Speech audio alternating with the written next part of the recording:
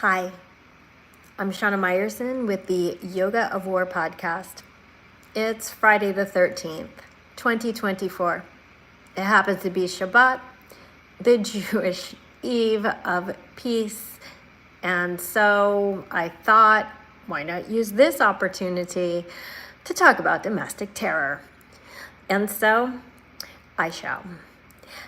I today want to talk about the killing of the CEO, Brian Thompson of United Healthcare, the reaction to his murder, and what this means for society as a whole. Because the way that I look at it, it does not look good.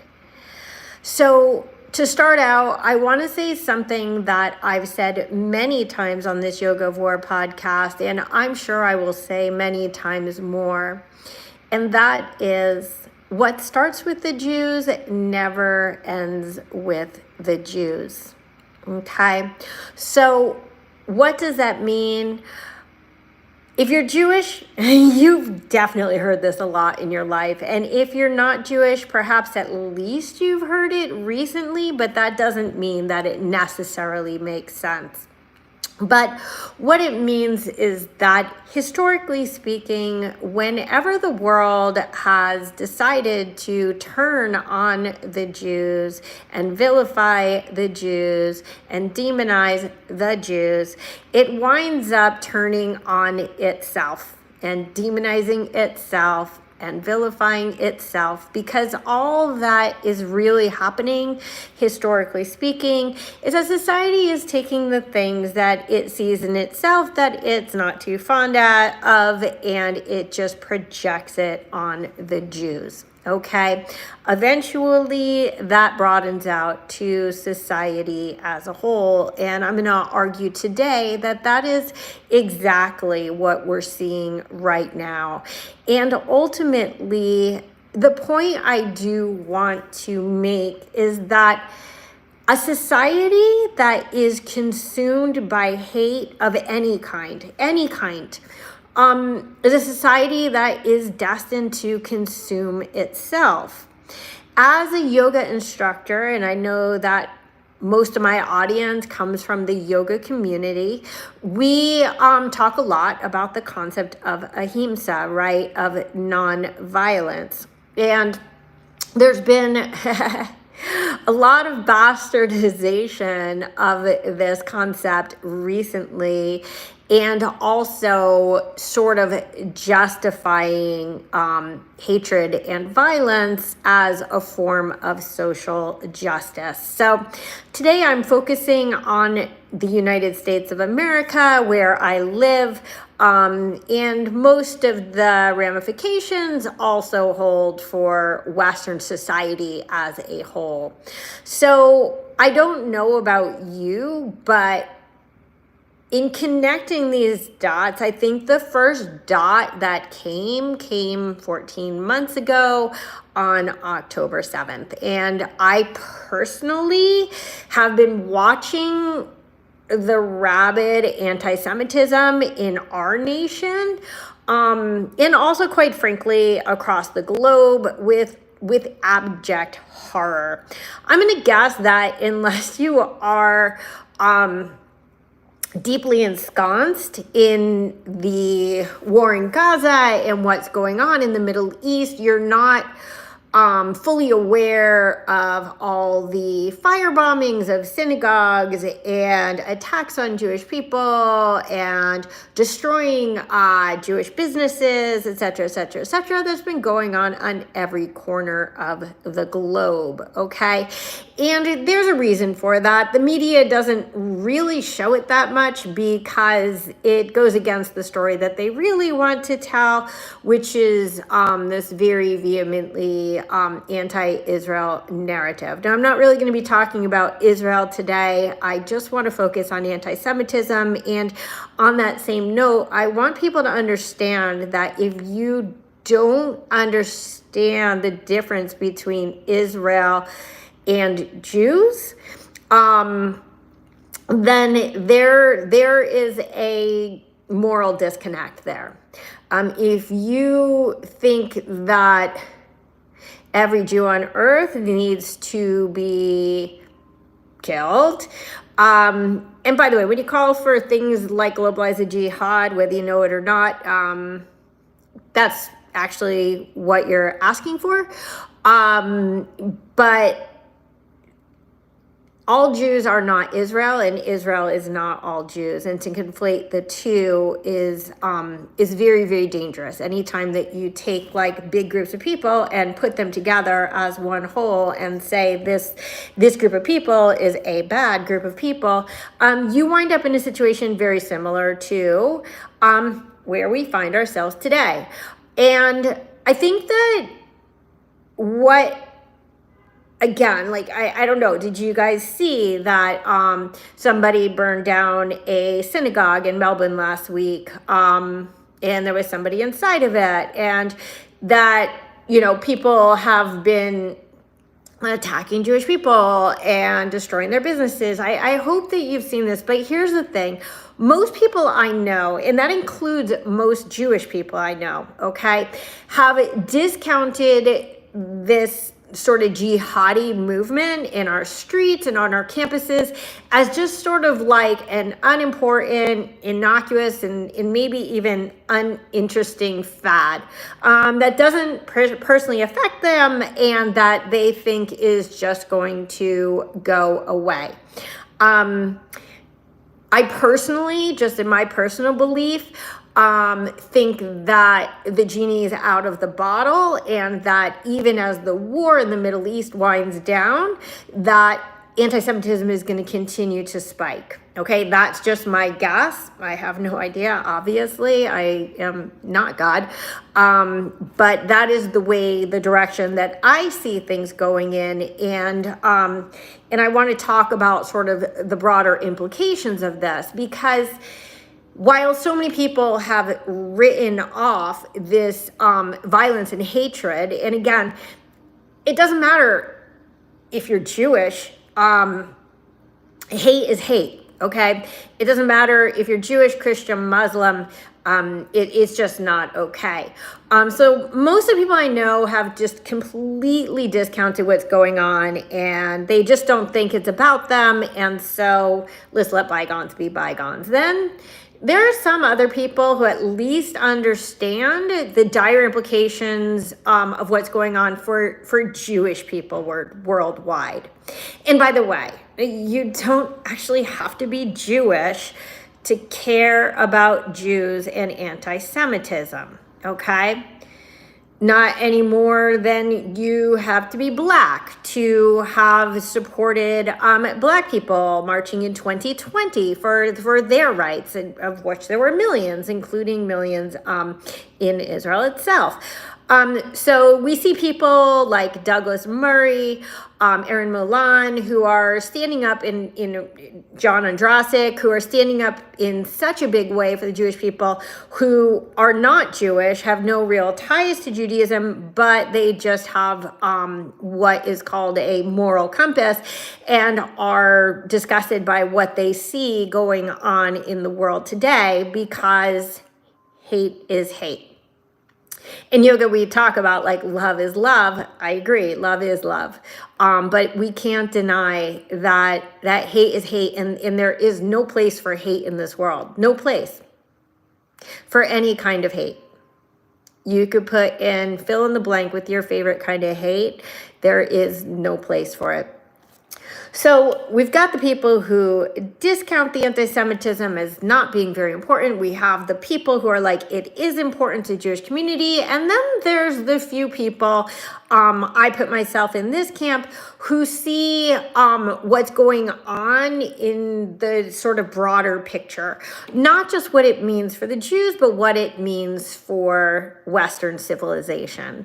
And that's when I really start to get worried, because our Western values are under attack. And not only are they under attack, but the very fact that I'm saying this is going to get me this huge backlash of like, I must be some sort of super conservative Republican talking about Western values, because Western values is a bad word anymore. Again, problem. And just so you know, and for the record, I am a registered independent. I am not a Republican, and I'm not a Democrat. So I am just out there doing what I need to do based on my own morals and values. And that is basically what I talk about on this podcast, and particularly today. So I'm sure that you have heard certain people who are pulling the alarm bells on what's going on around us and saying the West is next. I'm going to argue the West is not next. The West is now. What's going on right now is already extraordinarily dangerous and headed in a very bad direction. The celebration of the murder of Brian Thompson this week is just like, it's another bellwether of the frightening turn that society has taken and the dangerous path that our civilization is maniacally sprinting down. So today I'm going to do my best to try to connect the dots between the UHC murder, the United Healthcare murder, the assassination attempts on Donald Trump. And again, don't start screaming Republican, okay? This is a human issue. Assassination attempts are a human issue. They are not a political issue. And third, the anti-Semitic terrorists and terrorist glorifiers all across the globe. So what set me off this week is these supposedly rational analysts and intellects who are all over like the news and all over YouTube debating the merits of this murder. Okay, guys, this was a murder. There's no like two ways about it. There's a guy on a street with a gun and a silencer who shoots somebody else in the head and kills them. That's murder. And so what's happening is that people are talking about whether this murder was justified or not, instead of the real debate, which is what the heck is going on with our healthcare system. Okay, so the debate about whether this murder was justified, the debate itself is depraved and just morally bankrupt. Okay, I think it's perfectly valid. In fact, I think it's more than perfectly valid to debate the United States healthcare system. And quite frankly, I'll be the first in line to argue that our system is completely broken and terribly corrupt, and it's not looking out for the best of society, and it's not serving our healthcare needs, okay? I get that. But these people who are all over the news talking about this kid, Luigi, they're not debating whether our healthcare system is good or not. They're not debating whether it's broken or not. They're not trying to figure out how to fix it. They're just like, well, yeah, it's murder, but these healthcare companies, boy, are they bad. And again, they actually are bad. But that's the debate.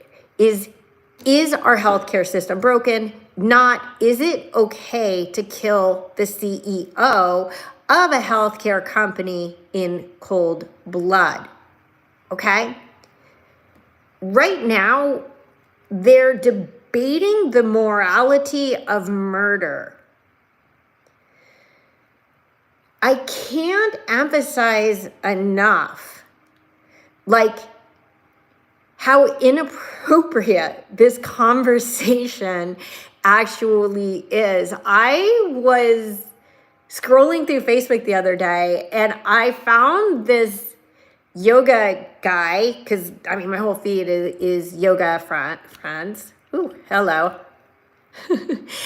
And he does, either it was stained glass or it was like paintings of stained glass. And it was like all these super beautiful church windows. And then he literally had one that said Saint Luigi. And it was a picture of this kid depicted as a saint. And I'm looking all over to be like, is this ironic? Is this funny? And there was no indication that it was. The only indication I could find was this guy had literally made some sort of tribute to a saint. A saint. This is somebody who went into New York City in the middle of a busy street and shot someone in the head. Actually, I don't know if they shot him in the head. I think he shot him in the head. I might be wrong on that fact. So what's happening is that all across the media, they are debating the justification for domestic terror. And honestly, there's only one legitimate conclusion to that argument, and that is that there is no excuse for terror in any form or for any reason. Hard stop. And yet, perhaps you've seen that New York City has been plastered with these wanted posters featuring photos of various CEOs from different healthcare companies, threatening that, and I quote, they should not feel safe. Okay, these are posters that are literally threatening the lives of these CEOs. Again, not calling for healthcare reform, which would be 120 million% valid right now. They're telling these CEOs they should not feel safe. It is a threat on their lives.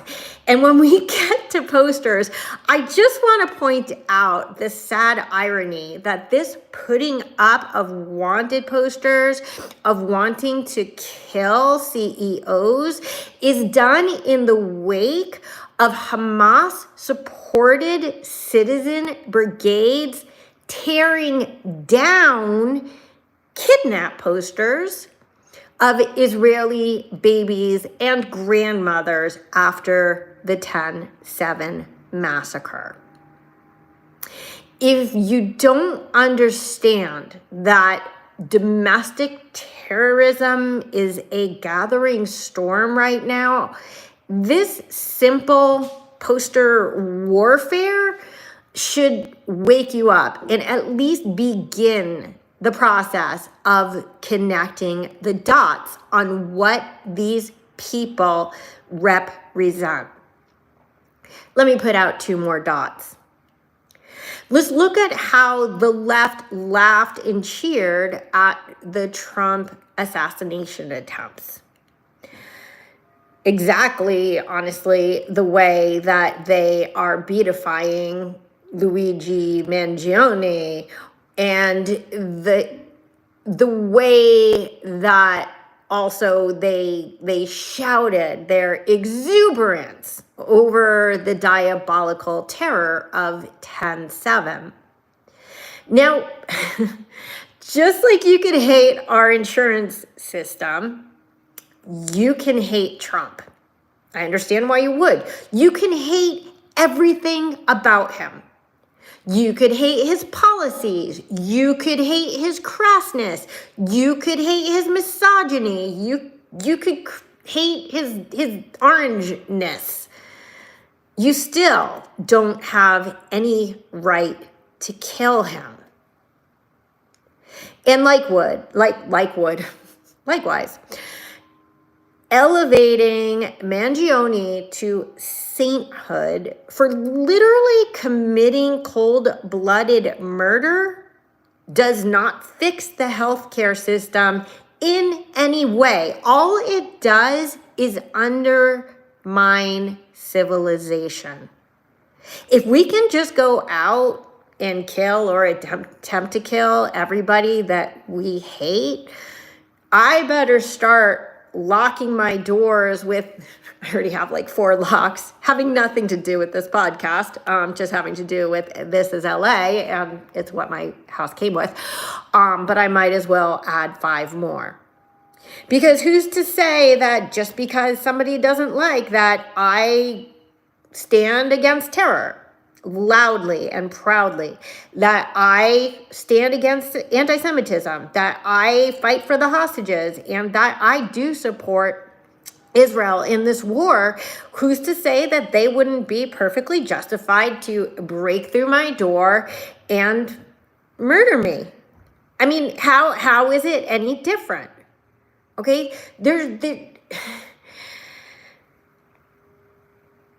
when we think about the justifications that people are making for murder and attempted murder, like, let's start again on October 7th.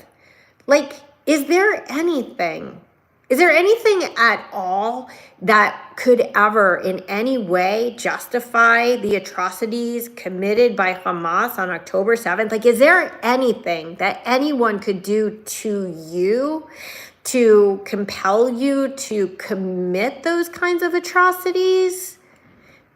I literally can't think of a single thing that would drive me to those depths.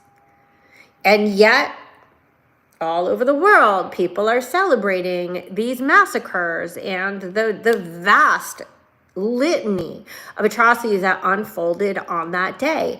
And if I were a betting man, I mean, granted, I'm not even a man, so we know I'm not a betting man, and I don't really bet. So, but if I were, my bet is that anyone who believes in any one of these things, the justified assassination attempts on Trump, the justified murder of Brian Thompson, or the justification of Hamas's actions on 10/7, my bet is that anyone who believes in any one of these things probably believes in all 3.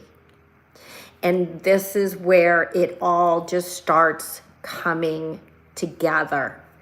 Now, I don't know if you, because I don't even know who you are aware of, I want to go into like the concept of societal indoctrination, particularly as it pertains to Gaza. Now, if anybody doesn't know, Gaza is educated by UNRWA schools. This is a UN agency that uses educational materials that are not only steeped in vast anti-Semitism, but teach these children that the greatest thing that they can do in their lives would be to become a martyr and kill as many Jews as possible. Now this starts in, I don't know, preschool, kindergarten. It'd be one of the two. And in fact, you could even look on the internet and see the cartoons and like Sesame Street type shows that they put out there to indoctrinate the children with these same jihadi ideals. Now, this starts very, very young. And so it's no wonder that this civilization grows up to believe unequivocally these things. Now, what does this have to do with America? Well, we're going through a similar indoctrination of our youth. I work with kids just like I work with adults, and I hear what they say, and I've also seen the ethnic studies curricula, and these kids are being taught, and this is more or less since 9/11, so about more than 20 years now, these kids are being taught to a large extent that white people are bad, that capitalism is bad, and success is bad, because it could only mean one thing, and that must be that if someone's successful, they must have subjugated some other victim or victim class, which is ludicrous. And it also happens to be the American dream, right? We're all here to try to succeed the most that we can. So instead of honoring success, we've come to a place where we vilify our nation, and we talk down about, quote unquote, the elites. Now, the very word elite indicates somebody who has achieved something incredible.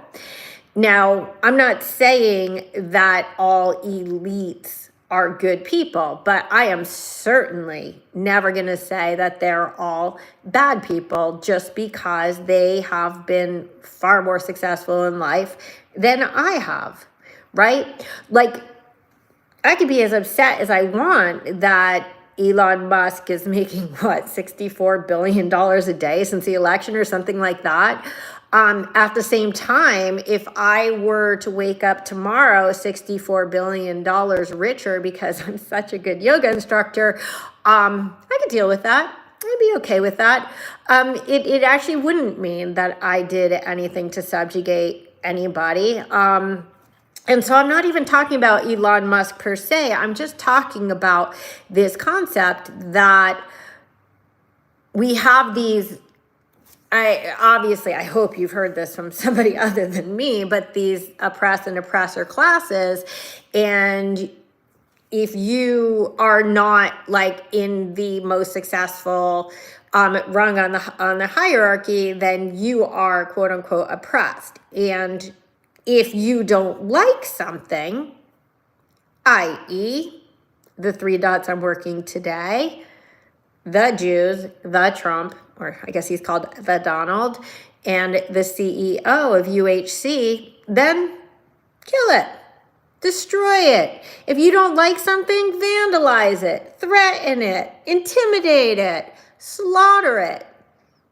I mean, that's the message that is being told, especially online, but also through the media today.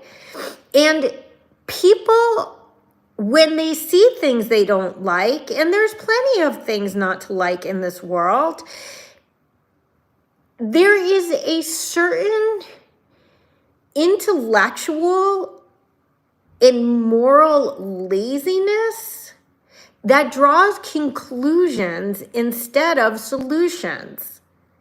And those conclusions keep leading to this same dangerous place. I mean, I know, and to me too, I know it feels like our jihadi youth are this like sudden phenomenon, right, that came out of nowhere. And in fact, this movement, right, this movement to Intifada has been decades in the making. And I hate to say it, it's going to take generations to reverse, no matter how quickly it seems like it came on. The challenge is that young children today are being indoctrinated with this information, but so were their young parents. And by the way, you can't change an education system unless the education system feels the need to change. Right now, I don't get the sense that that's where our education system is. I don't see them gazing at their navels and wanting to make a difference. I feel like they are just entrenching in much of the same, and the kids are coming out more and more radicalized. And to say that this just came overnight, like 10/7 happened and all of a sudden the whole world hates Israel and Jews, end of story, let's go to bed and call it a night. That's like saying that the 33-year-old actor who finally got his big breakout role after decades of failed auditions is actually an overnight success. Okay? In life, very few things happen overnight. And I think that personally, and I think it's harder to undo things than it is to do things. Don't believe me? How easy is it to gain a lot of weight on the holidays, and how hard is it to get rid of it come the new year? It's a lot harder to get rid of it, because once we embody something, it's hard to exorcise that out. And that's a little bit of a play on words, right? Exercise, exorcise. Okay. If you get it, you get it. Okay. So anyway, I want to talk more about this indoctrination problem because it is such a vast problem. And I know that we're seeing it most clearly on our college campuses, and sadly enough, most clearly on our most elite campuses. But I assure you, it's starting way earlier than that. It's starting with the quote unquote woke babies and following through. I was talking to a young woman yesterday who's 25 years old, and she was telling me that in school, when she was in, I think she said junior high school, maybe high school, that they did a year of quote unquote comparative religion.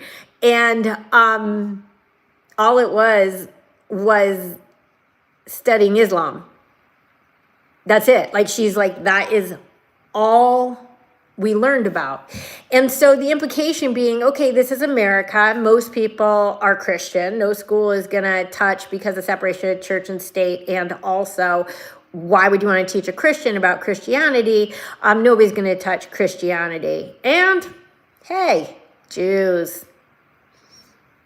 Who cares about the Jews? So let's just spend all of our time educating them about the Muslims. So is there any question why these kids would grow up thinking that there is something morally superior about the Muslim religion towards, say, Judaism or Christianity? And of course, there are other religions in the world, but I'm just talking about these three that tend to dominate the media, and also, unfortunately, religious conflicts. Now, this week, I think it was yesterday, in fact, but these days, every day feels like a year, so I'm definitely losing track. But at New York University, which has been one of the many hotbeds of the anti-Semitic movement, we actually saw NYU professors. Okay, so now we're not even talking about students, we're talking about professors occupying the library so that students could not study for finals. Last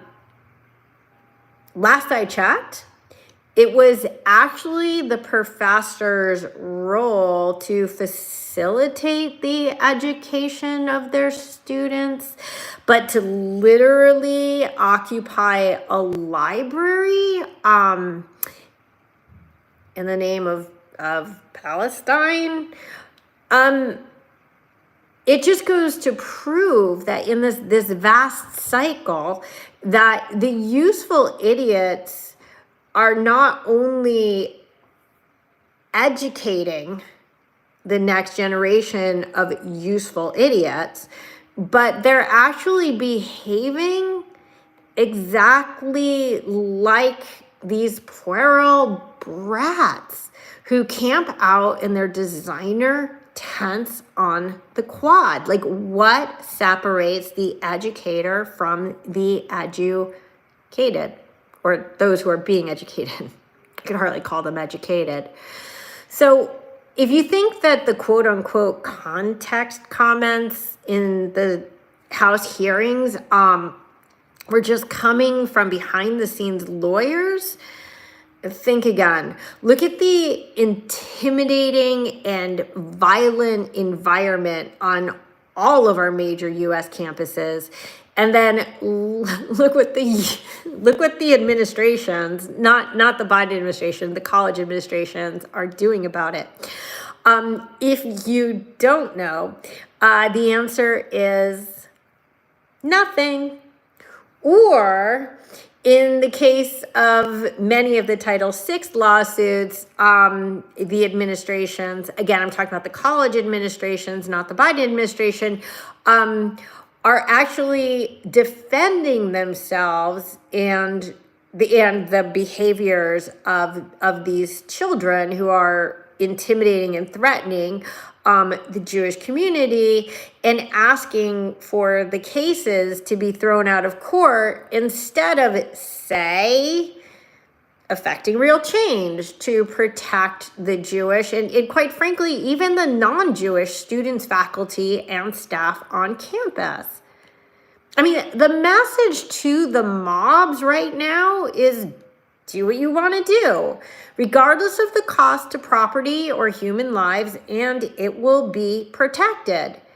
So why wouldn't a kid who went to undergrad and graduate school at University of Pennsylvania, another Ivy League school, feel like it is okay for him to go out and take justice into his own hands and murder the CEO of a healthcare company?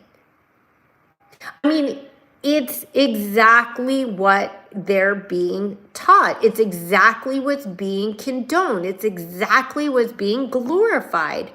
I mean, a few years ago, I can't remember, was it during the pandemic? It was sometime between the pandemic and now. The like college and high school kids started going all over like TikTok and stuff, like talking about how great Osama bin Laden's manifesto was. That was defending September 11th.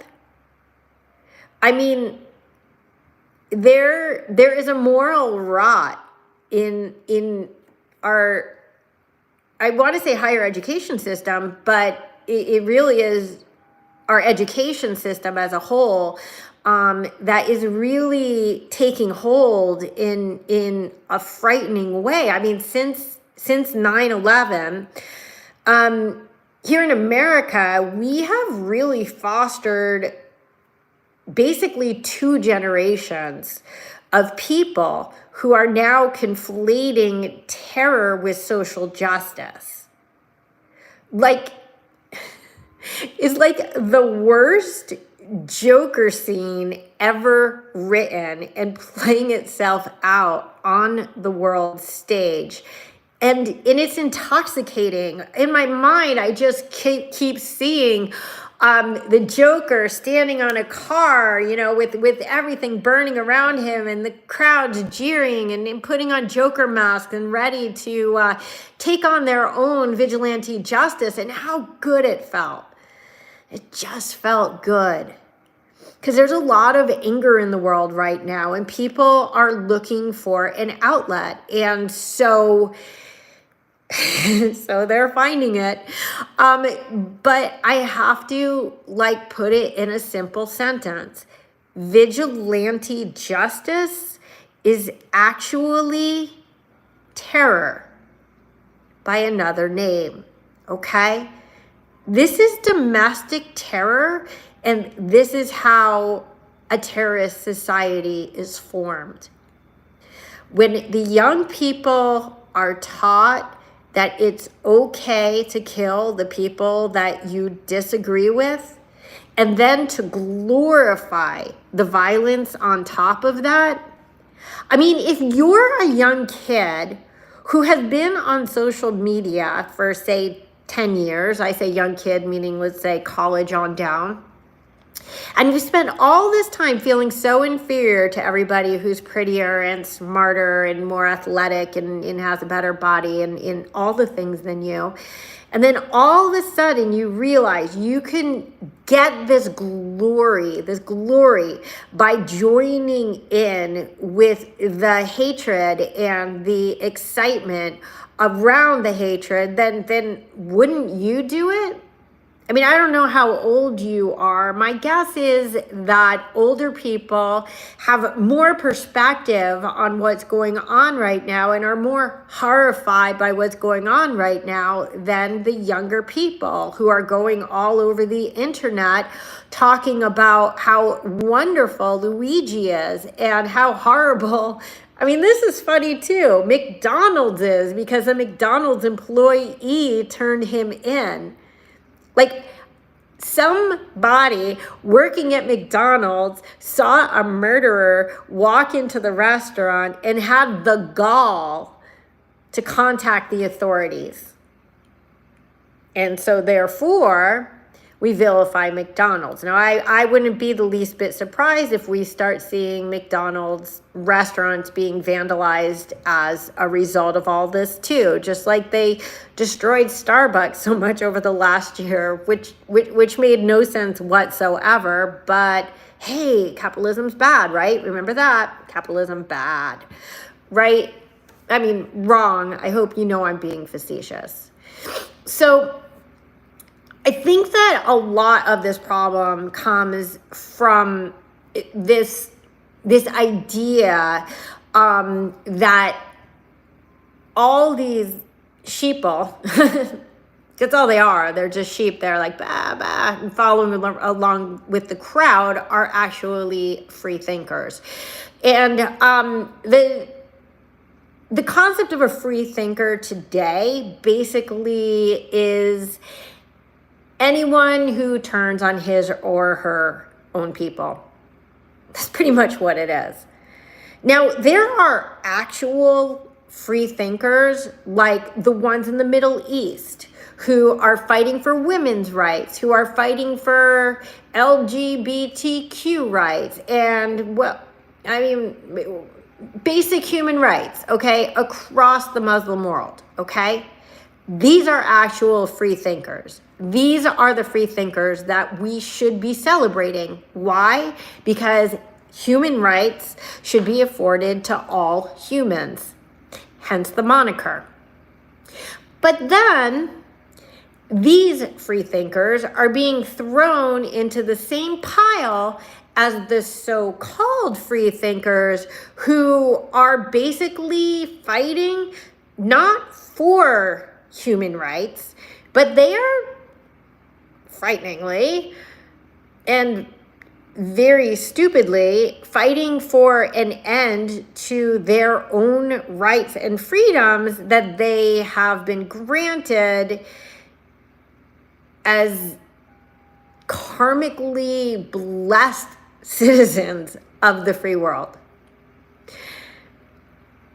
The people who are lucky enough to be born into the United States, the country that everyone else in the world wishes they could live in because of the freedoms that we're afforded, who are actually burning U.S. flags, like, that is the ultimate in insolence and ingratitude, not just to your country, but to the universe, for the blessings that you've been giving. So this concept of free thinkers who are so willing to go against literally their own self-interest, this is not a universally moral value. The pro-Hamas and Hezbollah activists, if you pay attention, they're not just like idolizing Nasrallah and Sinwar as freedom fighters and calling for the complete destruction of both the Jewish state and the Jews. They also happen to be burning United States flags and calling for death to America. Yes, they are. Now, as a Jew, I'd like to spend a moment to teach you a little lesson. One thing that Jews have learned the hard way, and the West still needs to be taught, is that when someone says they want to annihilate you, believe them. And these people who are threatening our annihilation are not across the world in Iran. They're here in our country, in our schools, and in our streets. And they need to be taken seriously. What I see so much, and it pains me how much I see this in my own yoga community, is people who are masquerading as purveyors of peace. And they are right now emboldened and completely unashamed to support hatred, violence, and lawlessness. And when sort of the highest, the most morally enlightened segment of your society is saying, oh yeah, no, we should celebrate the murder of somebody who happens to be the CEO of a healthcare company, this is a sign of general moral rot. And I'm thinking, before I was thinking about the Joker standing on the burning cars and all the crowds like cheering around him, getting ready to vigilante the world. Now I'm thinking about Greta Thunberg. I don't know how she pronounces her last name. I'm not sure if you saw also, again, a few days ago, of her diabolically, I don't have another word, laughing as if she were literally just drunk on the Kool-Aid and screaming to a crowd to F Israel. The irony of this child who claims to stand for social justice, and let me add, she obviously, her big thing is climate justice. Clearly, she doesn't realize that Israel is actually one of the most environmentally friendly and forward nations on earth. But to have her on that podium laughing and screaming to F anyone is such a sick commentary on the very concept of social justice. I mean, could I see this kid taking up a gun and taking matters into her own hands? Maybe not, but I could certainly see some bored kid in Ohio taking up a gun for her, maybe shooting an oil executive because, hey, the environment, right? So surely the CEO of Exxon deserves a wanted poster in New York City. I'm sure there's probably one already up. So I guess what I'm really trying to say is that the normalization of hate and the glorification of violence create this incredibly dangerous societal Molotov cocktail that has already been lit and thrown. So now the question is anyone going to put out this fire? Or are we just going to sit by and get consumed by the flames? Guys, all you have to do is connect the dots. And you get what Sam Harris would call the bright line between good and evil. So now is the time for every human being to decide which side of that line do you stand on.